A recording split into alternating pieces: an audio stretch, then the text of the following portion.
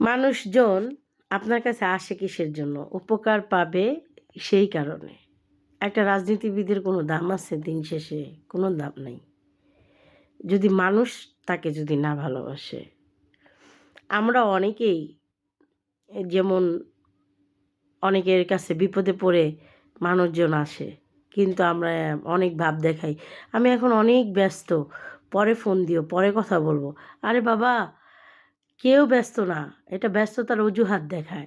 না আপনি ব্যস্ত, না আমি ব্যস্ত। রাজনীতি সবাই করে। আমরা যদি মানুষের যদি কর্মস্থান না করে দিতে পারি, আমরা যদি মানুষের বিপদের দিনে যেয়ে দাঁড়াইতে না পারি, তাহলে আমরা কিসের রাজনীতি করি? আমরা কিসের রাজনীতি করি? আপনি একটা সময় পরে আপনি কমিশনার হবেন, এমপি হবেন, মন্ত্রী হবেন। হ্যাঁ, জনগণ আপনাকে বানাবে। এই যে যারা এই বিগত সময় জনগণের পাশে ছিল বিধায় জনগণের ভোটে আজকে তারা নির্বাচিত হয়ে এমপি মন্ত্রী হইছে। সামনে সিটি কর্পোরেশন নির্বাচন। তখন জনগণের ভোটে আপনারা কাউন্সিলর হবেন। আপনারা যদি এখনই অজুহাত দেখান তাহলে মানুষের পাশে যদি না দাঁড়ান তাহলে আপনারা কিসের রাজনীতিবিদ? কোনো কিছু না। এমন একটা জীবন গড়তে হবে যে জীবনটা আপনি মারা গেলে মানুষ আপনার জন্য আফসোস করবে, কান্না করবে। ওই জীবন গড়তে হবে। রাজনীতি তো মোহমায়া। এখন ক্ষমতা আছে, কালকে ক্ষমতা নাই। যেমন নির্বাচনের আগে অনেকেই আমাকে বলছে বিএনপি ক্ষমতায় আসবে না, জামাত আসবে, এনসিপি আসবে, অমুক আসবে। আমি কিন্তু কখনো রাজনীতি নিয়ে কখনোই কারো সঙ্গে তর্ক বিতর্ক করি নাই। আমি সবসময় একটা কথা বলি, বিএনপি জনগণের দল, জনগণ সিদ্ধান্ত নিবে কি করবে। তারা ভোটে নির্বাচিত করছে বিএনপি সরকারকে। তো তারা কাজ করছে বিধায় জনগণ তাদেরকে ভোট দিছে। প্রত্যাশা আছে বিধায় জনগণ তাদেরকে ভোট দিছে। সেই মন মাইন্ড নিয়া আমাদেরও রাজনীতি করতে হবে। যে জনগণের পাশে থাকতে হবে। যদি রাত ২টো বাজে একটা মানুষ বিপদে পড়ছে, চিনি না, তারপরও তার বিপদে যেয়ে ঝাঁপায়া পড়তে হবে। এটাই আমাদের জীবন। এখন আমরা যদি ব্যস্ততা দেখাই, অজুহাত দেখাই বা দলীয় একটা ভাই বোনই একটা বিপদে যেমন আমার থানায় আমার আয়ত্ত, আরেক থানায় আরেকজনের আয়ত্ত। আপনাকে ফোন দিতেই পারে। উপকার করলে করবেন, না করলে নাই। ব্যস্ততার অজুহাত দেখায় কোনো লাভ নাই। এই মাঝে, মাঝে এইসব ব্যস্ততার অজুহাত দেখে না মাঝে, মাঝে আমি হাসি।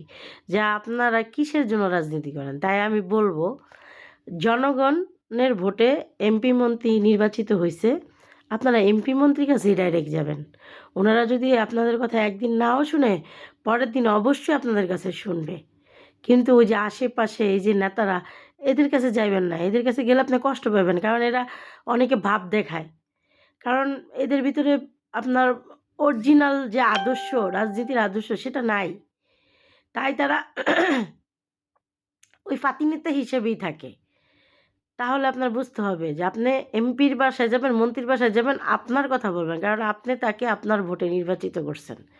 আপনি আপনার দুঃখ তার কাছে বলবেন। এই যে আজকে যারা জনগণের পাশে আছে বিধায় তারা এমপি মন্ত্রী হইতে পারছে।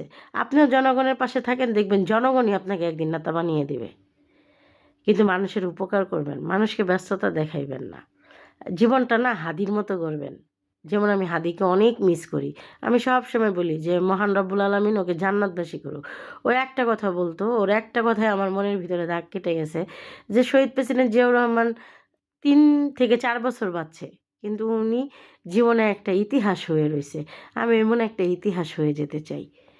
তো পৃথিবীতে একটা কথা বুঝবেন যে এই যে আমরা এখন হাদিকে মিস করি, হাদিকে অনেক ভালোবাসি। কেন হাদিকে ভালোবাসি? হাদি হাদিকে অনুসরণ করি। কেন অনুসরণ করি হাদিকে? যে হাদির ভিতরে অনেক কিছু আছে, অনেক গুণাবলী আছে তাই। তো রাজনীতি করবেন জনগণের মাইন্ডেড নিয়া। রাজনীতি করবেন না যে ওই যে আপনার পরিবার, পরিজন আপনার ক্ষমতার জন্য। কারণ ক্ষমতা হচ্ছে চিরস্থায়ী না। কথাটা অনেকের কাছে লাগবে। কিন্তু মানুষের পাশে থাকেন, মানুষ দেখবেন আপনাকে অনেক ভালোবাসা দিবেন। এটাই দুনিয়ার নিয়ম।